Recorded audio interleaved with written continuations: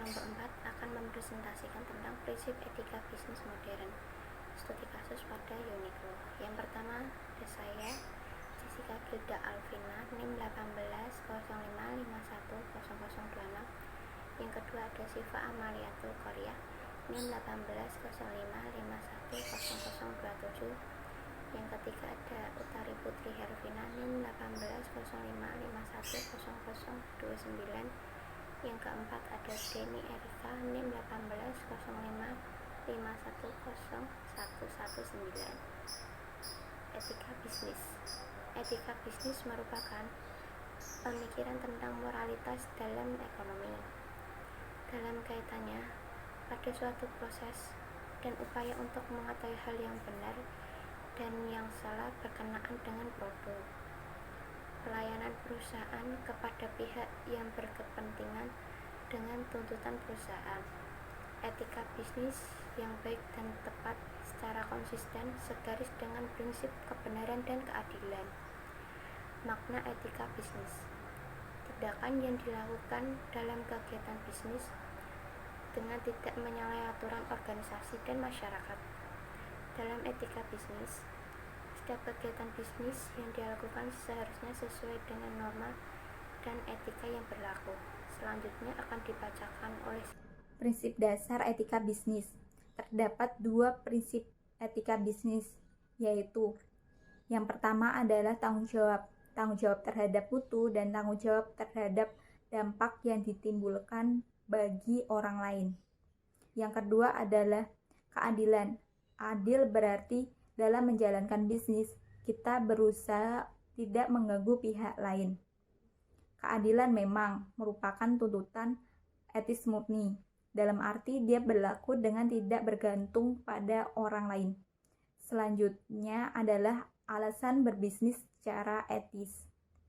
Untuk membentuk suatu bisnis yang kuat dan mempunyai daya saing yang tinggi, serta menciptakan nilai yang tinggi, perilaku etis dalam kegiatan berbisnis adalah suatu yang penting demi keberlangsungan hidup bisnis itu sendiri.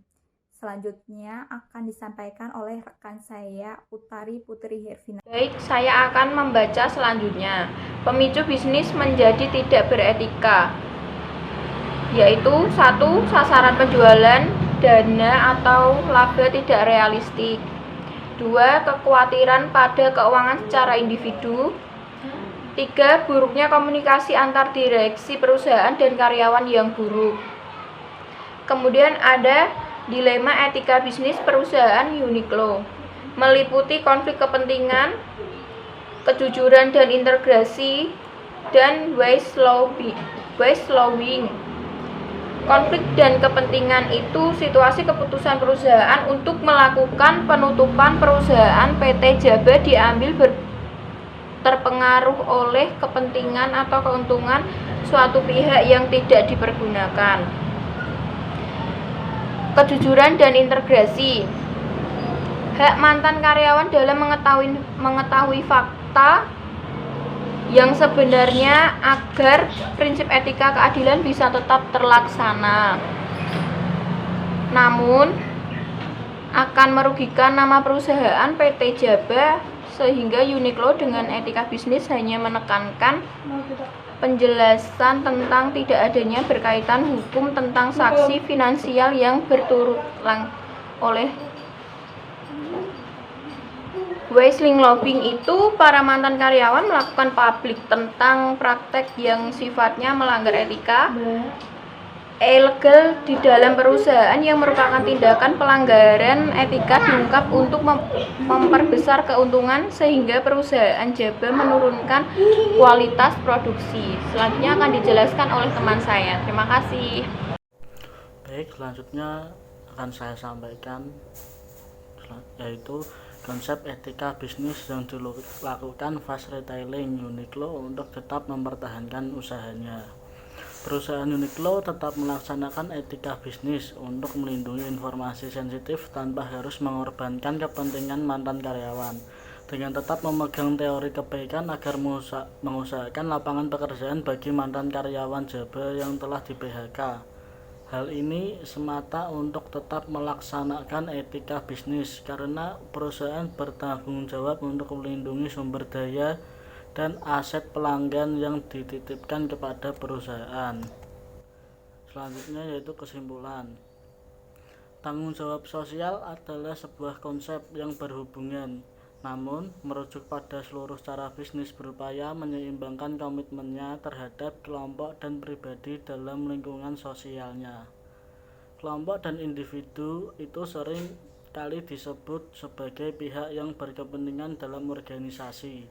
Mereka adalah kelompok orang dan organisasi yang dipengaruhi langsung oleh praktek-praktek suatu organisasi dan dengan demikian berkepentingan terhadap kinerja organisasi itu.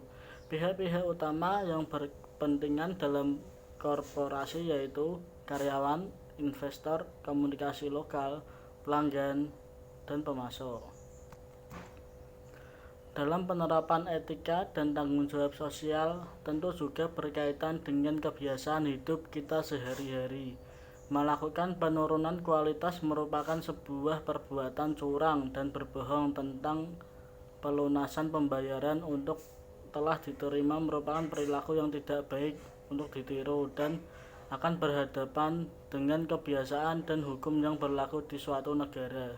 Kebijakan yang dilakukan dalam aturan pelanggaran etika bisnis seharusnya diampu oleh pihak yang berwenang melakukan kewajiban finansial kepada mantan karyawan pabrik Jaba dinyatakan valid.